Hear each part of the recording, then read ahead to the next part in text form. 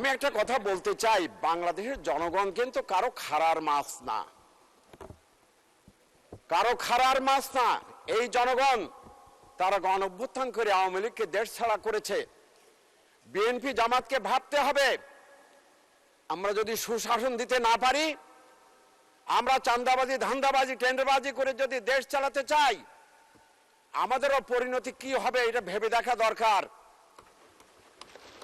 মাননীয় স্পিকার, তাদের তো যাওয়ার জায়গা আছে, বিএনপি জামাতের যাওয়ার কিন্তু জায়গা নেই। আমাদের সম্মানিত অর্থমন্ত্রী 2026-2027 অর্থ বছরের জন্য 9,38,000 কোটি টাকার বাজেট তিনি দিয়েছেন। 6,95,000 টাকা রাজস্ব আমরা পাবো, এই টার্গেট ধরা হয়েছে। মাননীয় স্পিকার, ঘাটতি বাজেট হলো 2,43,000 কোটি টাকা। কিন্তু আমরা এই কথা সবাই জানি যে আমরা আমাদের যে রাজস্ব প্রাপ্তির যে টার্গেট ধরা হয় সেটা আমরা অর্জন করতে পারি না।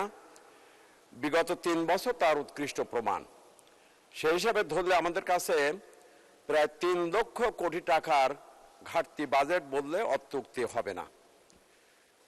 মাননীয় স্পিকার, আমাদের বার্ষিক উন্নয়ন কর্মসূচিতে আমরা 3 লক্ষ কোটি টাকা আমরা নির্ধারণ করেছি মোটামুটি। তো আমরা এই টাকা পেলে আমরা আগামী 1 বছরে আমরা আমাদের বার্ষিক উন্নয়ন কর্মসূচি আমরা সুন্দরভাবে করতে পারবো, এইভাবে একটা টার্গেট ধার্য করা হয়েছে। এর জন্য আমাদের যে ঘাটতি বাজেট করা হলো 3 লক্ষ কোটি টাকার মতো, এখানে একটা বিষয় আমাদের জানা দরকার, বোঝা দরকার যে আমাদের খরচের খাতে 1,27,000 কোটি টাকা আমাদের সুদ দিতে হবে।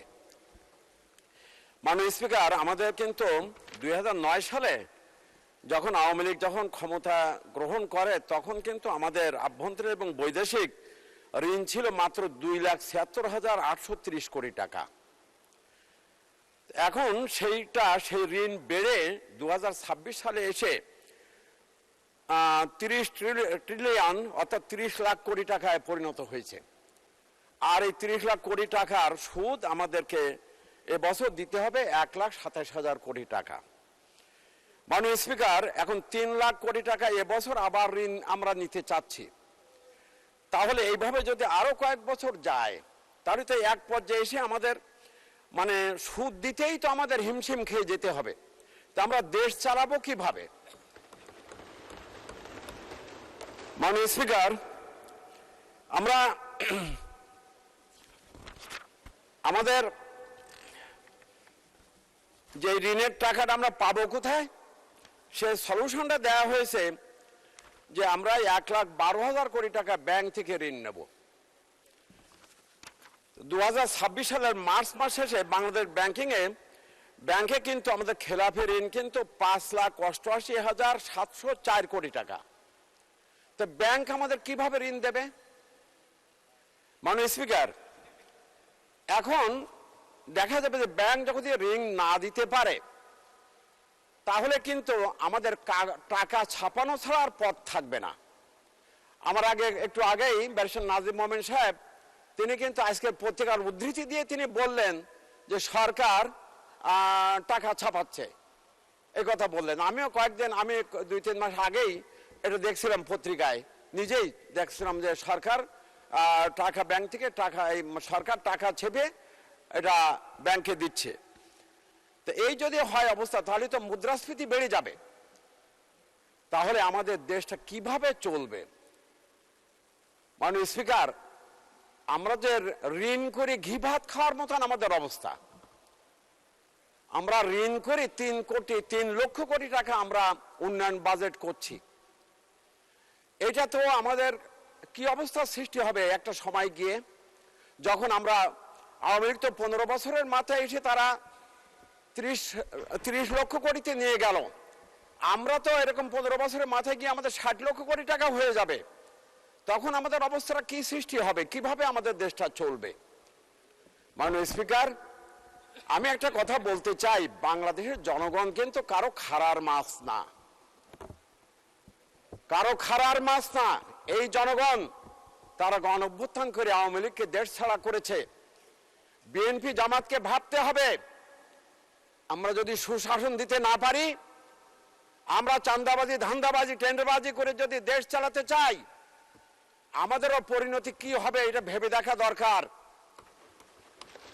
মাননীয় স্পিকার, তাদের তো যাওয়ার জায়গা আছে, বিএনপি জামাতের যাওয়ার কিন্তু জায়গা নেই। এই জন্য না, আমি মনে করি যে আমরা গণতান্ত্রিক রাজনীতিতে সরকারি দল বিরোধী দল মিলেই একটা সরকার। আমাদের সরকারি বন্ধুরা অসহিষ্ণু হন, প্রায় বলেন যে বিরোধী দলীয় নেতারা এই কথা বলেন ওই কথা বলেন। একটা বাজেট পেশ করা হয়েছে, এই বাজেটের উপরে চুলচেরা বিশ্লেষণ হবে, তারপর সবাই মিলে আমরা একটা বাজেট করবো, সেই বাজেটটা আমাদের গভর্নমেন্ট সবাই মিলে আমরা এটা বাস্তবায়ন করব। এটাই তো হতে হবে। তা আমরা যা পেশ করাবে তাই তার শুধু গুণগান গাবো, তাহলে তো হলো না। মাননীয় স্পিকার, এই জন্য আমি মনে করি যে আমরা সরকারের সরকারি দল বিরোধী দল, তা যদি না হবে তা আমাদের বিরোধী দলীয় নেতাকে ফ্ল্যাগ দেওয়া হয় কেন, মন্ত্রী পদমর্যাদা দেওয়া হলো কেন, বড় বড় বিশাল বিশাল অফিস দেওয়া হয়েছে কেন? বিরোধী দল গণতান্ত্রিক রাজনীতিতে সরকারের একটা পার্ট। অতএব আমাদেরকে এই সরকারকে সুন্দরভাবে চলতে হবে, দেশের মানুষের চাহিদা মেটাতে হবে, সুশাসন দিতে হবে, দেশের জনগণের ভাগ্য উন্নয়নে আমাদের সেই সংগ্রাম আমাদের রাখতে হবে এবং দেশের মানুষ যেন খেয়ে পরে বাঁচতে পারে সেই ব্যবস্থা আমাদের করতে হবে। মাননীয় স্পিকার, এই জন্য মনে করি আমাদের চিন্তা ভাবনা করে আমাদের বাজেট করা দরকার, আমাদের উন্নয়ন বাজেট কমানো দরকার এবং আমাদের আয় বাড়ানো দরকার। আমাদের যে বাজেটটা দিলে আমাদের সবারই আবশ্যকীয় জন্য যেগুলো আমাদের দরকার সেগুলো যেন আমরা পূরণ করতে পারি, আবার আয়ও যেন আমরা বাড়াতে পারি।